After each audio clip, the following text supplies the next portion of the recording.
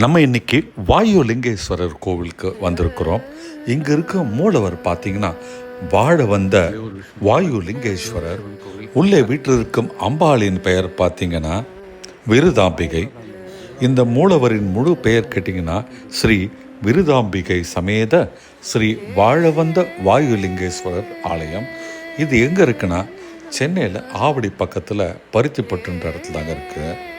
திருவேற்காடில் பார்த்தீங்கன்னா வேதபுரீஸ்வரர் ஆலயம் இருக்குது. அதை சுற்றி மொத்தம் 8 கோவில்கள் அஷ்டலிங்கமாக கருதப்படுது. அதில் 6வது கோவில் தான் நம்ம இன்னைக்கு வந்திருக்கிற இந்த வாயுலிங்கேஸ்வரர் கோவில்.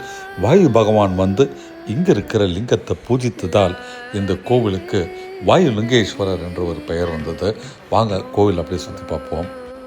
இது தாங்க மூலவர் வாயுலிங்கேஸ்வரர். அற்புதமாக பூஜிக்கப்பட்டு இருக்கிறார்.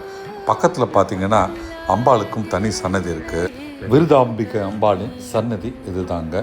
நாங்கள் வந்தது பார்த்தீங்கன்னா ஒரு சாட்டர்டேங்க, அதனால் கூட்டம் அதிகம் இல்லை. பக்கத்தில் பெருமாள் கோயில் இருக்குது, அங்கே தான் கூட்டம் இருக்குது. அது இல்லாமல் நாங்கள் வந்த நேரம் காலையில் ஒரு 10 மணி இருக்குங்க. ஏற்கனவே வந்து பூஜையெல்லாம் முடிச்சுட்டு கோவில் அப்படியே அமைதியாக சாந்தமாக இருக்குங்க. கோவில் நல்ல ஒரு பெரிய கோவிலுங்க, ஆனால் சன்னதிகள்லாம் சின்ன சின்னதாக இருக்குது. மூலவர் முன்பாக நந்தி பகவான் நமக்கு காட்சி அளிக்கிறார். கோவிலை சுற்றி பார்த்திங்கன்னா நிறைய சின்ன சின்ன சன்னதிகள்லாம் இருக்குங்க. ரொம்ப ரொம்ப அழகாக பெயிண்ட் பண்ணியிருக்கிறாங்க. பார்க்குறதுக்கு மிக ரம்மியமாக இருக்குது. பார்க்குறதுக்கு காட்சிகள்லாம் பசுமையாக வந்து நிறைய மரங்கள்லாம் வச்சு அழகான தோட்டங்கள்லாம் இந்த கோவிலை சுற்றி இருக்குங்க. சுற்றி வரும்போது நம்ம இங்கே பார்க்குறது விநாயகரை. குரு பகவான் தட்சிணாமூர்த்திக்கும் அழகான ஒரு சின்ன சன்னதி இருக்குங்க. மூலவருக்கு பின்பக்கம் பார்த்தீங்கன்னா லிங்கோத்பவருக்கு சன்னதி இருக்குங்க. நான் ஆச்சரியப்பட்டு போனது இதோ நம்ம பார்க்குற சுவாமி சத்யநாராயணனுக்கான ஒரு தனி சன்னதி. பொதுவாக சிவன் கோவிலில் இப்போ தான் நான் ஃபஸ்ட் டைம் பார்க்குறேங்க. கோவிலை சுற்றி நம்ம பார்க்குற இதர காட்சிகள்லாம் அவ்வளவு அழகாக இருக்குங்க. அவ்வளோ பக்தியோடு நம்ம ஒன்றா தரிசனம் பண்ணிட்டு வரோம். பார்க்க பார்க்க அப்படியே பரவசமாக இருக்குங்க இந்த கோவில். அந்த காட்சிகளெல்லாம் நீங்களும் பாருங்கள்.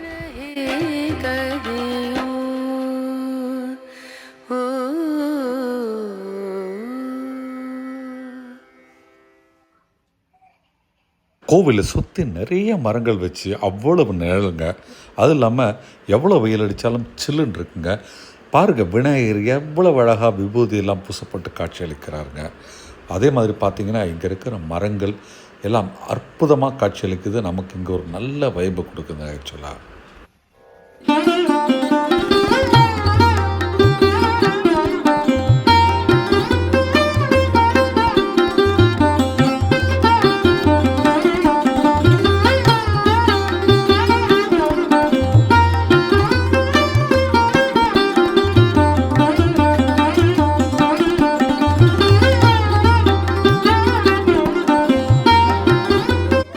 சுவாமியெல்லாம் வணங்கிட்டு நிதானமாக கோவிலை சுற்றி பார்த்துட்டு வந்தால் ஒரு அம்மா வந்து கூப்பிட்டு பிரசாதம் கொடுத்தாங்க.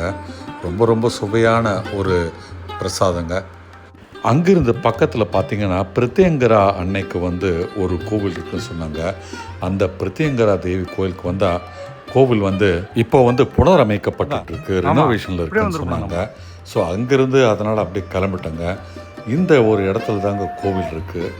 பார்த்திங்கன்னா ஒரு பாதாளத்தில் அற்புதமாக அங்கு அன்னை வந்து காட்சி அளிக்கிறாங்க.